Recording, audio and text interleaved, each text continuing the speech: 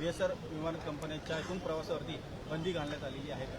नाही असं काही नाही बरं का. आम्ही सगळ्यांनीच माननीय शिंदे साहेबांना एवढंच फक्त सांगितलेलं आहे की जे विमान आपण वापरतो, जे हेलिकॉप्टर आपण वापरतो शासकीय सोडून, ते वापरण्यापूर्वी ते वापरण्यासाठी योग्य आहे का, ते फिट आहे का, ते सुरक्षित आहे का, ह्याचं सर्टिफिकेशन हे नागरी विमान वाहतूक यंत्रणा जी आहे त्या यंत्रणेमार्फत, सिव्हिल एव्हिएशन डिपार्टमेंटमार्फत ते सर्टिफाईड केलेलं असलं पाहिजे. त्याच्याकडे सगळ्या परवानगी असल्या पाहिजेत.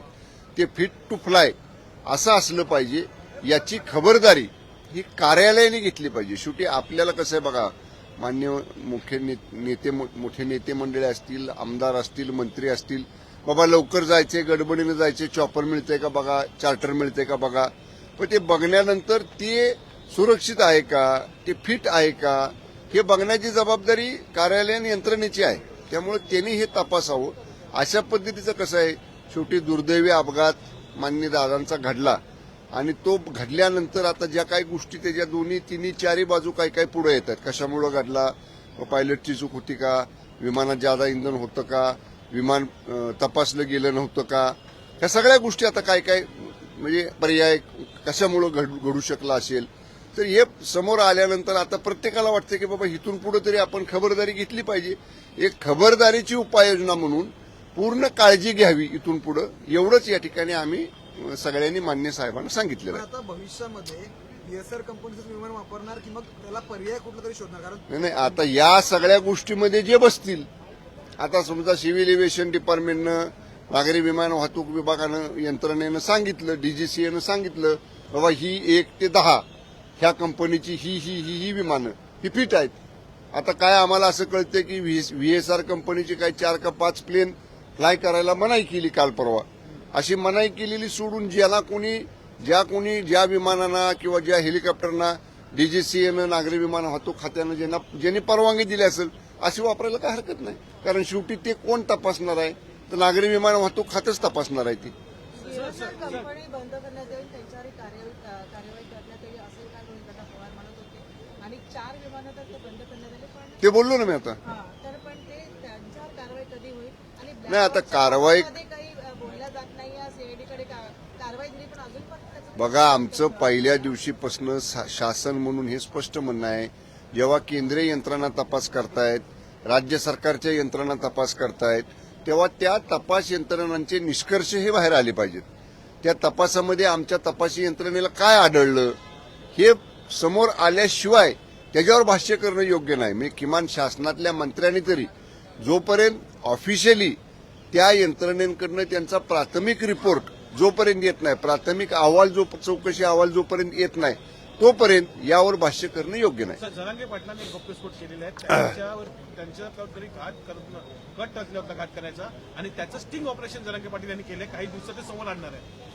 त्यांच्याकडं मान्य मनोजदादा पाटील जरांगे यांच्याकडे जर अशा पद्धतीचं काही स्टिंग ऑपरेशन केलेलं असेल तर जवळच्या पोलीस स्टेशनला त्यांनी ते द्यावं. त्या ज्या ठिकाणी त्यांना मिळालं असेल तिथल्या पोलीस अधीक्षकांकडे, पोलीस आयुक्ताकडे त्यांनी द्यावं. जरूर त्याची सत्यता पडताळून पाहिली जाईल. रायगडचा जिल्हा परिषदेचा वाद जो आहे तो कुठे सुटत नाहीये. आता काल परवा बातमी आली होती की भाजप आणि राष्ट्रवादीने मिळून सत्ता स्थापन ते करणार आणि विरोधात शिवसेना बसणार. वारंवार शिवसेनेलाच काय या सर्व गोष्टी सहन करायला लागतात? बघा, रायगडमध्ये आमचे माननीय मंत्री महोदय गोगावले साहेब आहेत, 2 मान्य मंत्री, मान्य आमदार महेंद्र दळवी आहेत, महेंद्र थोरवे आहेत. त्यामुळे त्यांना जर तुम्ही ह्यातलं काही विचारलं, कारण शेवटी तिथले स्थानिक नेतेच ह्यातला निर्णय घेणार आहेत. आमच्या पक्षामध्ये अधिक स्थानिक पातळीवर निर्णय होतो आणि त्याच्यावर अंतिम मोहर ही राज्यस्तरावरच्या नेत्यांच्याकडून उठवली जाते. त्यामुळे स्थानिक नेते काय चर्चा करतायत, त्यांच्या कोणाशी चर्चा झाल्यात, काय झाल्यात ह्याची मला तरी कल्पना नाही. आमचे रायगडचे स्थानिक नेते तुम्हाला या बाबतीत अधिक स्पष्ट बोलतील. साहब, एक बड़ा फैसला महाराष्ट्र में, मराठी झालं ओके. एक बड़ा फैसला महाराष्ट्र के दिवंगत मुख्यमंत्री अजित पवार की इधर मौत हुई थी, उसके बाद आपकी पार्टी ने फैसला लिया है कि प्रस्ताव रखा है DCM शिंदे साहब के सामने कि आप लोग के तमाम जितने मंत्री आपके पार्टी के और आपके नेता हैं वो अब VSR कंपनी के फ्लाइट है इस्तेमाल नहीं करेंगे. कितनी सच्चाई इस बात में, और क्या कुछ बैठक में? देखिए, ऐसा किसने आपको बताया मुझे मालूम नहीं है, लेकिन हम लोग ने जरूर, हमारे सभी विधायकों ने, हमारे सभी मंत्रीगण ने माननीय शिंदे साहब से यह बात जरूर कही है कि जब हम प्राइवेट चॉपर से या प्राइवेट चार्टर से फ्लाई करते हैं तो उसका सर्टिफिकेट होना जरूरी है, या तो सिविल एविएशन डिपार्टमेंट का, डीजीसीए का, या जो भी कॉम्पिटेंट अथॉरिटी है जो वो चार्टर का या चॉपर का सर्टिफिकेट देगा कि ये फ्लाई करने के लिए फिट है, इसमें कोई टेक्निकल इशू नहीं है। इसका प्रिकॉशन लेना जरूरी है। ये प्रिकॉशन लेने के लिए हम लोग ने कहा है कि फ्लाई करने के पहले हमारे जो ऑफिस स्टाफ है वो ऑफिस स्टाफ ने ये सब बातों की तहकीकात करनी चाहिए, इसकी खातरी करके ही ऐसा फ्लाई करना चाहिए इससे आगे। लेकिन वीएसआर की जो रिपोर्ट्स आई डीजीसी ने खुद कही कि उनके फ्लाइट में कई खामियां थी, ऐसा डाउटफुल नहीं लगता आप लोग को भी थोड़ा सा? उनका तो रिपोर्ट अभी तो गवर्नमेंट के पास नहीं आया है ना। वो जो रिपोर्ट जब गवर्नमेंट के पास आएगा, ऑफिशियल आएगा, तभी इसके ऊपर गवर्नमेंट कोई बात कर सकती है।